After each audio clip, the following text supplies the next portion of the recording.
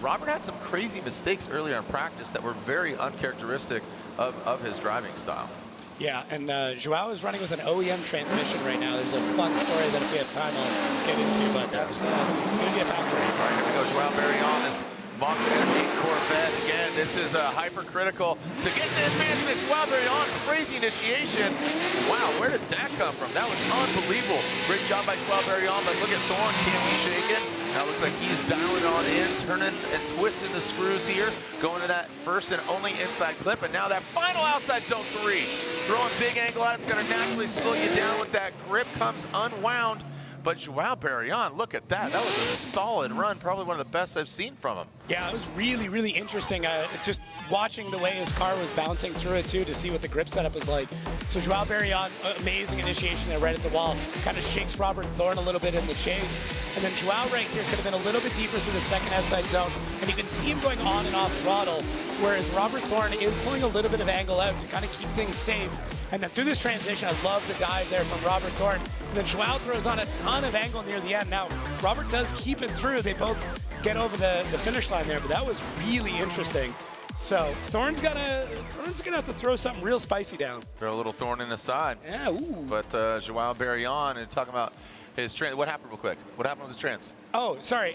They shipped it out after Orlando and forgot to send some of the parts. So when they got back, it was fixed, but not with all the parts. Oh no! Oh no! Here we go. All right, coming down the chute, Robert Thorn initiates into that first outside zone, and there goes Joao. Joao, wow! Look at that, into the second outside zone, the big 180-degree turn. Thorn bounces his way across it. You can just see there's the ripples there in the outside zone too. Man, look at just the bowl of smoke here into that last outside zone. Joao Barion, he bowled back a little bit, but really impressed with driving on lead runs on both sides. That was fantastic. Yeah, that was really good. Robert Thorn did have a few mistakes in the lead, and I think Joao was probably more aggressive than he needed to be. Look at that, tip to tail there, and then Robert Thorn basically missing all the first outside zone. Joao does a good job to still mirror it, even though he's in a good spot. Now scrubs out a lot of angle through this section, which I feel like he did because he wasn't sure what Robert was going to be able to do. Robert not as deep through our transition there, and then Joao does pile back a little bit. So I would say there, on the lead end of things, Robert does have 2 big mistakes there, whereas Joao was kind of trying to fight to keep the car in a good spot, even though Robert basically missed all of outside zone 1. So, yeah, that was it. And I'll tell you what, just with the dynamicism or just the 2D of this track, it's really hard to see. So we're really, look, I'm just going to call it, I might see something and try to call it on the first glance, but then you get overhead and you see exactly. That's the truth serum. And here it is. Joao Barion gets the win. Robert Thorn, Jonathan Hurst. Here we go. Hopson, that Penzo Mustang RTR Spec 5MD. I know Captain Brutsky, the boss man's watching at home, goes in that first outside zone. There goes Hopson on those Nitto tires down to that second outside zone. Big 180, and look at that. The Mr. Cool Cadillac just sliding right next to Ben Hopson. Now, on that front inside clip transition, Jonathan Hurst comes out of the smoke smiling into that last outside zone. Pretty good execution on both sides of the fence. It looks like Ben Hopson has kind of come to terms with the RTR in the way that if you come off throttle, it is going to do wild things. This is a lot of throttle all the way through, which looks good. Now, Jonathan Hurst in the chase looks great, but could have been deeper through that section. The proximity is good, but you do still need to fill out that zone even in the chase position, whereas Ben Hopson looks very locked and loaded through most of this run. Little bit of a weird initiation getting back on throttle there, which I think threw Jonathan just slightly, but it wasn't enough for me to be like, oh, that's a huge detriment, and that's going to ruin the run for him. So it is a point to remember, and if Jonathan puts down a good one, I got to feel like we'll have to do a side-by-side. This is going to be a tight battle. Yeah, and this is, a lot of pressure here for Ben. He hasn't made it out of seating just yet. This is very important for him, both mentally, for the team and all that. I mean, again, great attitude. The pro spec, champ jumps over. I mean, he's very talented. He's just in a different weapon. Here we go. Jonathan Hurst out in front, that XLR, cutting through the smoke. Ben Hopson now initiates. Here comes Jonathan Hurst. Little yank of that handbrake. Now come into that killer crossover into that second outside zone. There goes Jonathan Hurst, and Ben Hopson. You can see pulling up that front left tire. You see how much traction he's getting. There he is right there on the side of that Cadillac. How's he going to manage the smoke? He's bathing in it. He is bathing in the smoke. A correction by Ben Hopson. And they're transitioning back and crossing the finish line. All right. Well, this is going to come down to a couple of different zones here because Jonathan Hurst did make a pretty large mistake in the first outside zone.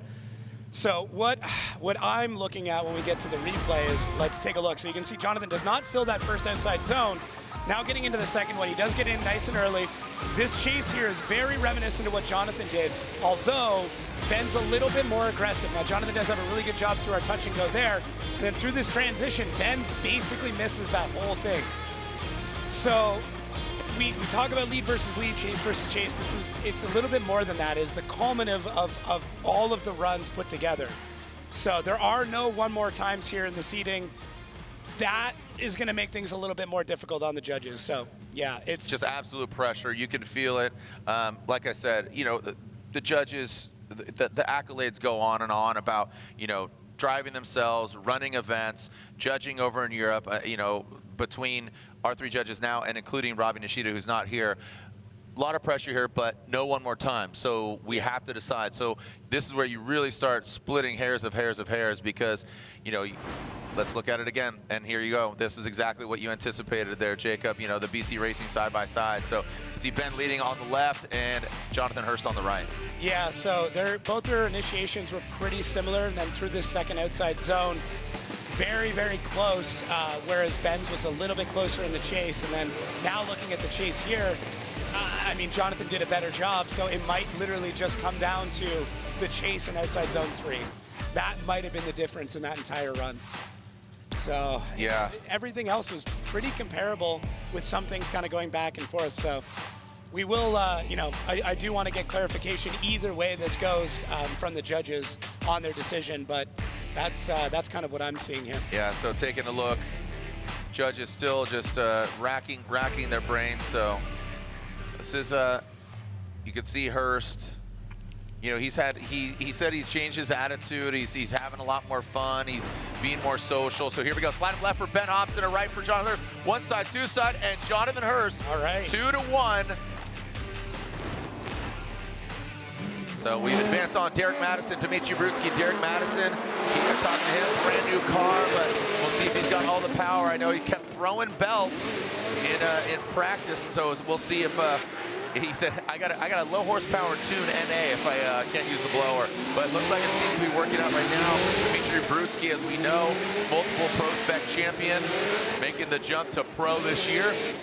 And D-Match going exactly mad. He's going bonkers as Dimitri Brutsky never settled. He got in a fight with a wall earlier in practice. Good to see him get the car back together and up and running. Yeah, Derek, I'm happy to see the new car finally out and sporting, and I know he's working through some gremlins, as you alluded to, but he looks really good here. Dimitri Brutsky playing things pretty safe with Derek Madison not able to get all the way out to the zone, and you see Dimitri following him behind. He does. Now through this last outside zone, Derek Madison does a really, really good job. Dimitri Brutsky has put in a lot of laps here. He's done quite well at this event previously, both at FD and other things. So I would expect Dimitri to throw down a killer lead run on this one. And Derek, hopefully that belt does hang on, not, you know, an announcer's curse, knock on wood. Because if he does, and he can just door him the whole way around, this is going to be a good one. Well, keep in mind, Dimitri has won the Gambler here before, so he knows this track very, very well. You know, Derek Madison coming from St. Louis. Look at that, dragging the wall. And we asked for that 3-2-1. He looked like he initiated about the number 2 wall marker there on the cones or the walls. And look at that. But D-Match looks like the belt is holding together right now. At least 2 of the outside zones going to that final inside clip, transitioning through, and Dimitri settles right in to that final outside zone. All right, so I mean, seemed like the belt held on, right? I mean, a 400 horsepower. He said he had a low horsepower. Looks like he's clapping both these guys. What are your thoughts? Yeah, I mean, Dimitri shows his prowess at this track. So look at this initiation. Starts it at the first cone, basically. Backs it right into the wall. And I mean, that's not impossible to chase, but very difficult to chase. Now, Derek Madison does do a good job through this section. You can see his gloves working the wheel back and forth, so you can understand the inputs. A little bit late on the transition for Derek behind Dimitri. And Dimitri, in all honesty, he runs this track a little bit slower than a lot of drivers because he knows he can fill all the zones that way. Instead of trying to grip it up and really speed through everything, he does. He takes a lot of bite out of the car so he can be consistent through it, and that's what we see. Yep. Yeah, and I think that's a good opportunity for D-Mads to get next to him with that proximity, with the angle, mimicking it. So, you know, we'll see. We'll soon find out. If we quickly like that, you can see Derek Madison hyping himself up there. So he's his own hype man. I think just him getting the car to the event, running it, that's the victory he wants. All right, and here we go. So unfortunately, he will have to settle for that because Dimitri Brutsky gets the victory and advances on. I don't know, some sort of hydration, maybe a rock. Here we go, Rudy Hansen up front, Daniel Stooki out back. Rudy initiates. A little like, did you see that little glitch right there as he initiates, goes into the second outside zone, but Stooki is not reaping the rewards of that. You know, again, oh, buddy, that looks, oh, man. You talk about, Jacob, how light that vehicle is, and you think it'd just be a little more light and nimble, and then Sobel was talking about how Rudy actually runs the same tire. When he does double duty, he'll run the same 255s, doesn't need to level up. He's like, I'm consistent with this, I'm good, kind of like what you said about Brutsky, right? Yeah. Brutsky, you know, running maybe not the fastest and the most blazing, but consistency and ticking the boxes. Well, and Stooki did the same thing too for his first year in pro. He ran 255s because he was comfortable. And talking about light cars, I mean, this is an issue with a light car. They're very twitchy. And I mean, there was a huge mistake there from Stooki, but right there you see two wheels go off from Rudy Hansen. Which, I mean, based on this track, so every track's going to be a little bit different. Yep. Within the drivers' meeting, so consulting both the drivers and the judges and, you know, FD as a whole, they came to the conclusion 2 wheels in the dirt is incomplete. So that is what it is. Keep that in mind for the rest of the weekend. So if you want to argue in the comments, 2 wheels off in the dirt. It bears repeating. It bears repeating. Yes. 2 wheels off. 2 wheels off. Equal, go. incomplete. Yeah. Keep it simple. Look at that as a lower thirds for the entire event. Yeah, right. Well, and that's just contrary to some of the other rounds, but this is something that the drivers and everybody else agreed on. It impedes. So here we go. Daniel Stooki out front into that first outside zone. Rudy Hansen knows he needs to throw down here, and we are seeing Stooki just riding the outside line of outside zone 2, and that is where Rudy Hansen, he jumps up to the occasion and rises into that final outside zone. Stooki, now he's on the outside of that course, but keep in mind, again, we don't need clarification. If it isn't complete, we'll get to that when the verdict comes out. Yeah, so. I mean, you just have to deduce. I mean, that angle was pretty telling. Look, you can see Stooki give him a little Stooki. Stooki, little Stooki. Yep. Yeah, so let's see here. Let's talk about a really, really light car. They don't have a lot of inertia. They don't carry a lot of momentum. So every input the driver is making will make the car feel twitchy. You'll be able to see all the inputs. That is the downside of the light car. The upside is, ooh, a little. I didn't see that tire fire. Yeah. Dude, why, like, I don't know. We are getting more tire fires this year than any other year. I don't know what it is. I think we're burning that much rubber, and it's I mean, it makes for a good show. Yeah, no, absolutely. I'm here for it. I want to make sure nobody gets hurt. That's a good point. You know, Ryan Literal is hyped on it. He's like, it's lit. Like, I'm like, I get it. You're on the nose. You're on the brand. Here we go. Daniel Stooki. Looks like Stooki gets the win and advances on. So we will see Joao Barion leading. Lead and Hurst giving chase. See how the smoke just thickens with the light, right? So Joao hops in. I'm telling you, his exit, it comes up a bit short. You saw it grip up and then shoot on in, but look at Hurst firing off. He's a dragon of a different sort. Look at that thing. The fire coming from the hood of the Cadillac XR and then past that inside clip. Nice, snappy transition. I mean, you know, not as much smoke from Joao Barion's vehicle, but you saw that muscle memory and that confidence from Jonathan Hurst. I'm telling you, I think, you know, doing those fun events like a Grid Life or a Hyperfest and those kind of events really just, I think you earn some confidence when you do those kind of events. Yeah, it's super critical to just get as much seat time in your pro car as you can. But yeah, Jonathan Hurst missing a lot of the first outside zone. Joao really backing into these corners. It's kind of interesting, and he's able to get the car, you know, dug out and back to speed. It'll be interesting to see how drivers deal with this throughout the weekend. Joao and Jonathan will both be in the show for Saturday. But Joao does unwind it a little bit there early in the outside zone 3. Jonathan, I mean, it's not impossible to chase something like that, but it is tough when a competitor backs in. So you know, you've got to, your spotter's got to kind of let you know they're going to do that. You've got to play your cards correctly and not overcommit in those situations.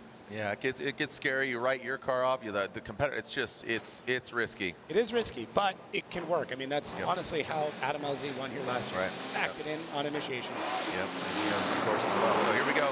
Jonathan Hurst now out front, keeping it cool, Mr. Cool in that Cadillac, and you can see that initiation. Joao actually initiated, looked like before Jonathan Hurst, but looks like he might be taking out some body parts. That back passenger side corner. Joao, he's just shucking and jiving all across this course. And there we're seeing Hurst going to that final outside zone and crossing the finish line. I got a little rough, little Rough Riders back there. Little hairy for sure. It looks like Hurst is it's either that the track is gripping up really quick or they've dialed more grip into the car. Take a look here, watch. So Hurst, pretty straight line approach, grabs the e-brake. Now right here, look, the car just grips up and starts to shoot forward. Now Joao doesn't have too many other options, but Hurst basically missed all of outside zone 1. This is a good chunk of outside zone 2 with one wheel only in there. And Joao is battling to get in there. He is making some mistakes. Then Hurst here again, not as deep through outside zone 3, but Joao's not able to chase it quite as well. So kind of a battle of one car that is overly gripped up and one car that doesn't have a ton of grip. Now Joao, super aggressive there on the chase, but Hurst is very narrow to that section. And then you see Joao just throwing a ton of angle through second outside zone. Do you think Joao got the contact because Hurst was slowing him down? I think Hurst was not on the correct line, and Joao was attempting to get to the correct line, and that could have been why that contact was caused. Now, hey, shouts out to both competitors. They hit and they kept going. That's what we'd like to see. Right. You know, easily one could have spun out, and it would have been a different call, and we'd be sitting here agonizing over what happened. Yeah, well, again, yeah, exactly. Well, and also, I don't know. I'd like to see it again. I don't know if the judges are going to see it. But looks like they have a verdict here. So Jonathan Hurst gets the victory. So yeah, I mean, talking about Brutsky and Mike Power, it's good to see him back. I know he missed around, and car looks great. Let's see how it performs. Initiates in that first outside zone. Use all the course. Barely a tread drop on that S15. Brutsky shimmies his way into that second outside zone, but Power looked like the car is very settled. Really well done. Into that final outside zone goes Mike Power. I want to see that overhead view just from the naked eye. Looked like he cut kind of the outside, or not the outside, but the most shallow line. Yeah, so coming through the chicane, now we see the lead up, and you can see that, yeah, Power, I mean, it looked good. It looked really, really good, yeah. I thought he went a little bit deeper in that section from that first angle, but this drone really, really shows you how the battle is laying out. Brutsky gets caught up there on the initial, is able to battle back through a little bit later through the second outside zone, but it's almost like Mike is getting into the zone, getting on Power, and just getting away from Brutsky a little bit. Yeah, I thought he did a really good job, and that's what I'm talking about. I thought one and two, he hit the inside clip like nuts on, and then that last outside zone, he did exit out probably about the halfway point. Yeah. But overall, you see Brutsky go a little deeper. See right there, he kind of exits out. But I thought overall very smooth. Good fluidity, the rate to angle was good, and Brutsky, you know, I felt like he was a couple car lengths back on initiation. That might be, you know, due to his setup, like you talked about. Yeah, there's two very different setups in these cars in the way that they're driving, and you're going to see it here now, where Mike Power might struggle a little bit to hold the car back, as Dimitri does have a looser, smoother kind of car setup. All right, here we go, Brutsky up front. The BMW initiates. You see that just dropping in that line. Mike Power gets right next to him, rips off that front bumper, both these guys. So that transition, and here we go. So like you said, maybe back it off a little bit, let some of the line go out there, and then stick it to his door. And there he goes, brings it on home. Brutsky and Power. Yeah, it's very much what I expected to kind of happen, where Brutsky is able to get a very fluid and smooth initiation with a ton of angle, and then Mike, having a car that's a little bit more gripped up, has no other choice but to try and power into it and time it. And if you're off by a little bit, which he was right here, you can see, there it is. Mike just has too much forward bite in the car in comparison to what is going on with Brutsky. When we talk about forward bite, what I mean by that is when you get on the throttle, how quickly the car shoots forward, as opposed to just kind of spinning in place, if you will. it's a massive oversimplification, but hopefully explains it a little bit better. Side bite, different. It's how quickly the car slows down when you come off throttle while going sideways. All right. Yeah, 2 different setups and two different ways to drive the same track. Yep. So, yep. That's it. Here we go. Slide him left for Mike Power, right for Dmitry Brutsky, and Brutsky gets the win. Yeah, the exact same. Yeah, exactly. All right, so look at Feddy crawling through. He doesn't want another strike, but that might benefit Daniel Stooki into the first outside zone. Stooki, again, just not getting all the way out there. Here goes Feddy using all the course. Stooki now gets into the pocket, tucks in, almost rubbing tires. Past an inside clip. Let's see how they handle it. A lot of front bumpers being ripped off right now. Whoa, a lot of dirt being thrown up. I believe that might have been Stooki, but we'll have to take a look. Look, another front bumper. What did I just say? Yeah, that was it was definitely interesting. I mean, Fede's lead was a bunch smoother than it has been, and Stooki just getting aggressive again. So very, we talked about this before, different car setups. Let's take a look here. So Fede initiates really early, doesn't get super deep through outside zone 1. Stooki playing it way back and then dives in here and now starts to play the chase game real tight. Scrubs a bit of an angle out to get the proximity, doesn't get as deep as he could through that section. Fede through a touch and go, does a good job, could have been a little bit deeper in there. Stooki dives in really, really hard. And it wasn't timed perfectly. That's all it was. He was just a little bit too early on arrival and put him into the side of a Ferrari. Was there contact? Yeah, there was. It wasn't massive, but there definitely was contact. It's hard to say, though. I mean, I say it's not massive contact. We've seen really light touches that result in broken parts. So. Well, I mean, referencing Papadakis back in Atlanta, everybody's at 11. Yeah. Everybody's at 11. That's talking about not only horsepower, but angle, suspension, just fitments and everything. But those arms are so susceptible to just, if they're at max and they get hit, ding, they're they can easily just get snapped off. So here we go. Let's see the second half of this battle. You can see the G-force, the throttle there. You can see just going up, and then obviously the miles per hour, the speed. Obviously he's going fast at 37 miles per hour. But all right, here we go. Transition into that second outside zone. And you can see Stooki riding the lightning. Good job by him into that inside clip. And here comes Stooki in that last outside zone. And looks like that was kind of a page out of Brutsky's book there. Just get the car in the right places. You don't need to burn up the track. It's not a drag race. And there's another bumper. Man, these bumpers, he's like, gosh, dang it.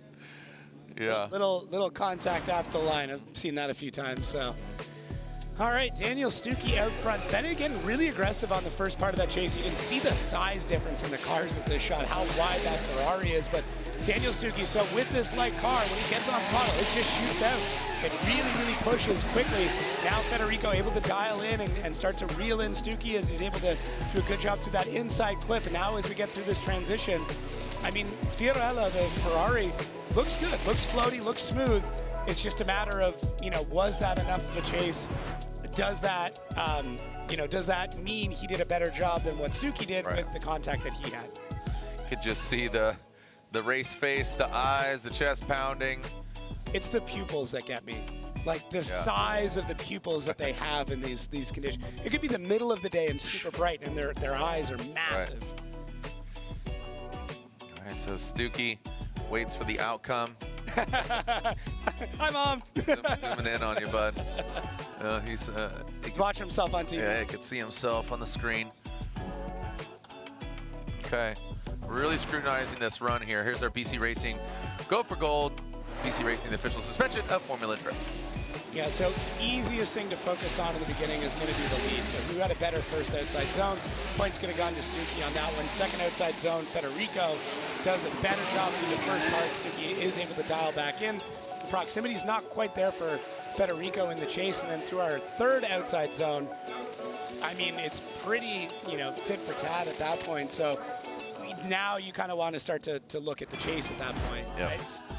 It is tough. Whenever we do the side-by-sides, I do look at the lead, and I try to keep one eye, on the chase. But it's tough. It's really, really hard. Yeah, of course. And then I tend to look at, I was looking at the chases there more than the lead, because they both had some mistakes, but how they executed the chase. There was a particular driver that dove in maybe just a little too fast, but here we go. Slide him left for pros and cons. Practicing at the time you're going to compete on this side. Andy Hatley, Jonathan Hurst.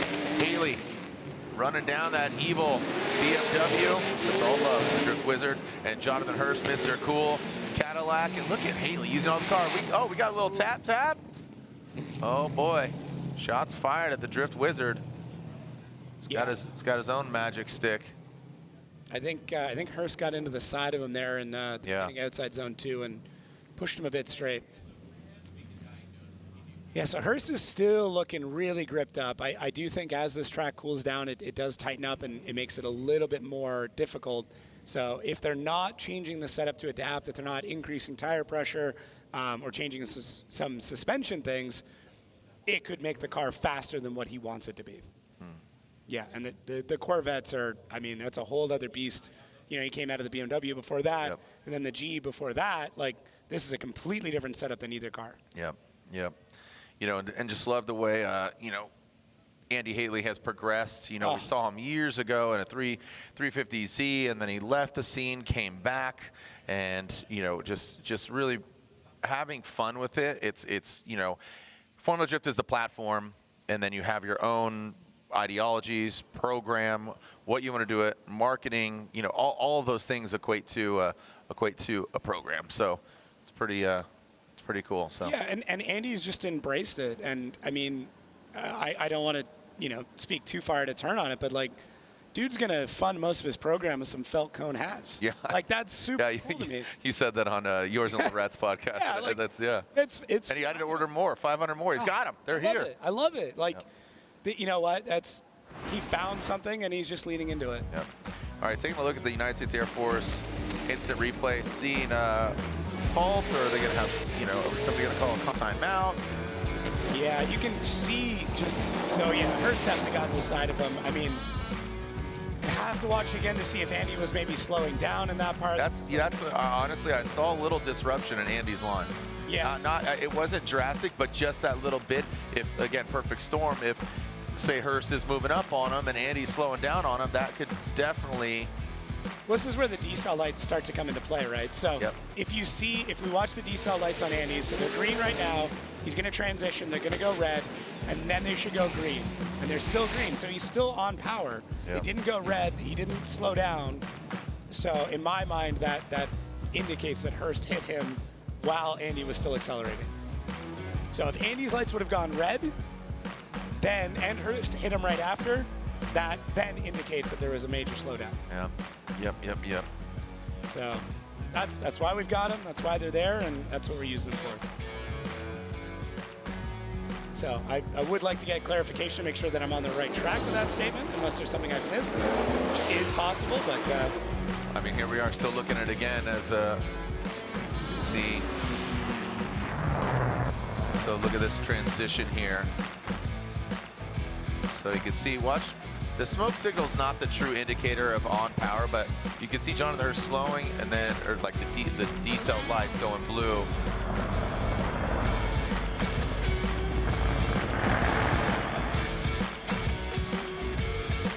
Yes, the judges are having a discussion about this, and what they're talking about, what they're looking at, is both the decel light, like we talked about. Was he still accelerating? Was he still on power through that?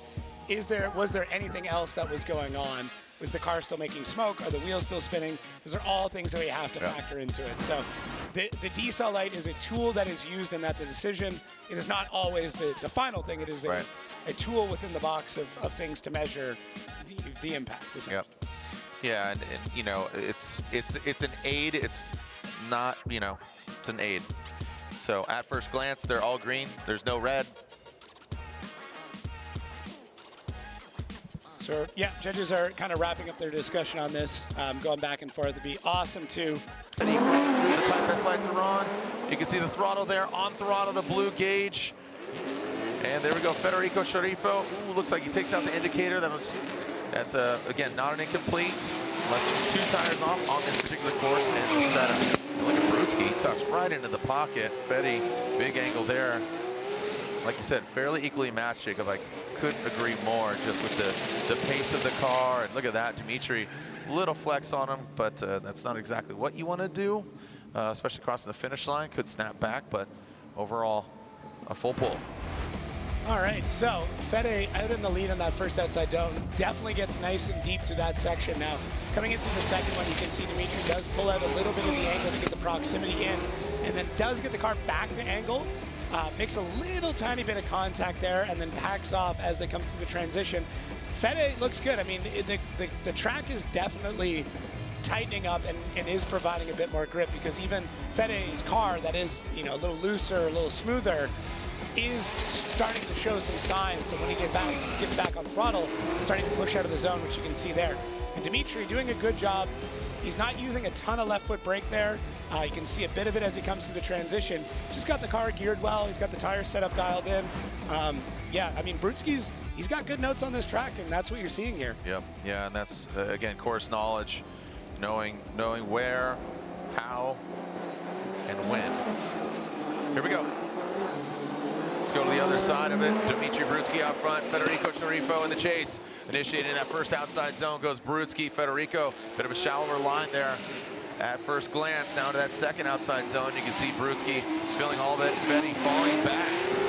And Brutsky, like I said, turning it up. He knows when, how, and where. The never settle BMW in that last outside zone. And full pull.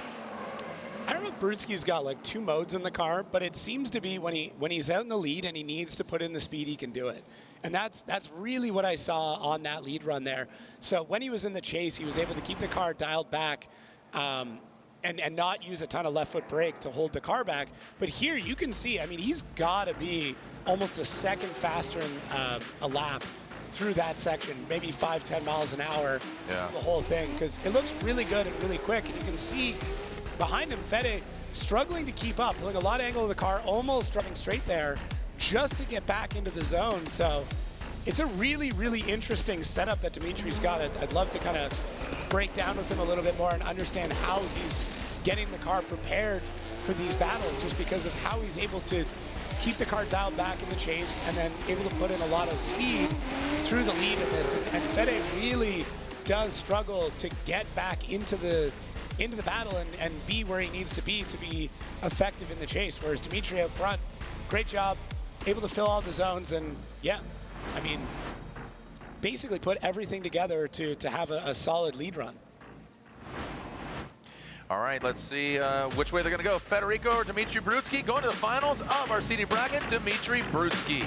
Dimitri Brutsky gets the victory, and this will complete the story of what happened here between Hatley and Hurst. Outside zone 2 is what we're looking for, so I'll prime you for that. So as we transition through here, watch Andy's car and notice the slowdown. So he pours on a bunch more angle and gets to the edge of the track, and then right there is where the contact is made. Yep, and you can see just Hurst can't go anywhere. Hatley's confirming that he had an issue, so that's going to impede on Hurst, and there it is. So. Oh, and we're only seeing Jonathan Hurst back to the line. Interesting. Might see Hatley already at the line. No? Yes? Maybe so. Some other lights coming around. No? Hey, Drift Wizard, that's not how you wear the hat. Guys, that's not how you wear the hats. They go on your head. They make great funnels. There we go. Ah, there's another wizard. Oh, he's got all the wizardlings. All the whiz kids. Whiz kids, yeah. Yeah, that's what we kids. call them, right? The yep. whiz kids. Oh, Andy is there. Good. Told you. Yeah, all right. That's what I'd hoped. To just turn the corner. And Andy and Hurst are both like, they're game. They're two guys that they just want to drive. That's it. The Wizard and Pride of Paducah? Are you kidding me? Come on. Here we go. Hurst out front. Hatley in the chase position. Who's going against Brutsky? And Hurst, a lot of handbrake going to that first outside zone. But again, he does have this advantage over Andy Hatley. So Hurst, the Mr. Cool Cadillac, keeps on keeping on, Penda tires. And now transitioning into that final outside zone. Sans the hood. Hatley still shimming his way. But again, I think too little, too late for Andy Hatley in that contact and that disruption on that first run. I would be shocked if they didn't make a change to Hurst's car, because that is a completely different form and a completely different drive than we've seen at Hurst tonight. So take a look. One, still very quick. The car is still quite quick. You can see that with Andy struggling a little bit to keep up. But the car is able to hold angle much better, much more stable. He's not shooting out of the zone. You do see there is some left foot brake going on. You can see the brake lights going on, even though he's still on throttle. That is to keep the car held back a little bit. But Hurst, very different drive. Yeah. That is the Jonathan Hurst that we know. Yeah. Absolutely. Again, maybe trying to go that more calculated route, but that's not the way Hurst drives. The Pride of Paducah, Jonathan Hurst. Brutsky will give chase. Both these guys are in the main event. And here we go. And I believe Hatley will get third place in our seating bracket because he is #1 out of all these drivers. And there we go. Now Brutsky, you can see applying the pressure. The Mr. Cool Cadillac in the second outside zone. Big angle there, firing off. You can see, again, the weapon just popping and locking through that second zone into that front inside clip. Look at Brutsky, tries to stick it to the door of him. Hurst doesn't get all the way out there. Now they transition past the finish line. You can see the glow off of the turbos of Jonathan Hurst's car. Yeah, Hurst is on one now. I mean, he's dialed in. He's getting really, really aggressive out in the lead. So initiates very early. Doesn't get super deep to the first outside zone and almost shakes Brutsky off his tail there. Second outside zone, Hurst gets in a little bit later, and it takes about halfway through it before Dimitri's able to kind of catch up and get back to where he needs to be, because they piled through that inside clip now. Big transition, and then Hurst with a left foot brake to keep the car dialed, just skirting on the edge, the inside edge of the third outside zone. That sounds like a punk song. Yeah, right. But does a good job there. I mean, it does look like Jonathan Hurst is kind of trying to shake Dimitri Brutsky off his tail. He knows what he needs to do, and it's to be very aggressive. And just a ton of angle out of Hurst, a lot of throttle, pops and bangs, and like I said, you can see the manifolds and the turbos glowing. He's got that car, dialed in at this point. Yeah. So, yeah, Dimitri did everything he could to try and keep up through that section. Had to battle just to more or less be in the fight. So we're gonna swap them around and see how this plays out. Let's see who comes out on top. And like I said, Andy Hatley will get third place here in our pro seating bracket. But right now, Brutsky is out front on throttle into that first outside zone. Brutsky right there on the course's edge. The Mr. Cool Cadillac jumps right back to the side. Brutsky. Oh, look at this guy. Oh, rubber, and it dug in. Oh, that thing just hooked. You saw that front right just dig in.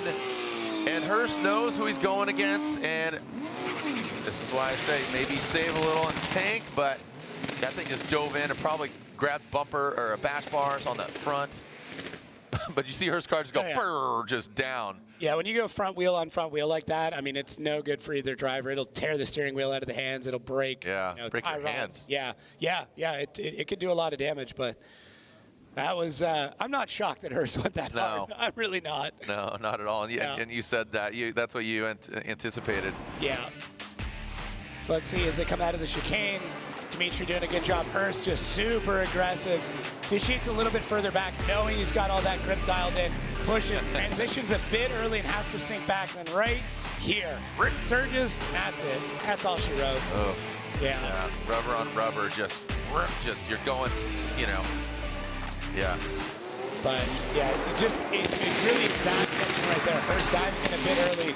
Dimitri, all the zone. He's using all of that second outside zone. He's doing what he should be doing out there.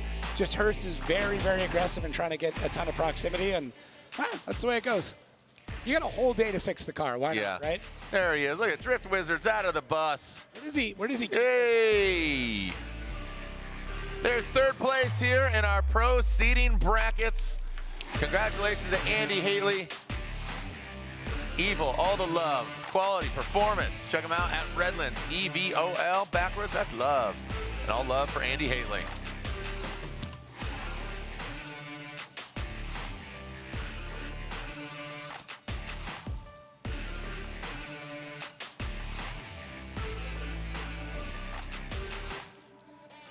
All right, well, round of applause for some great driving, Jacob. We anticipated this. This is great. We got through it. Tomorrow it's all pro spec.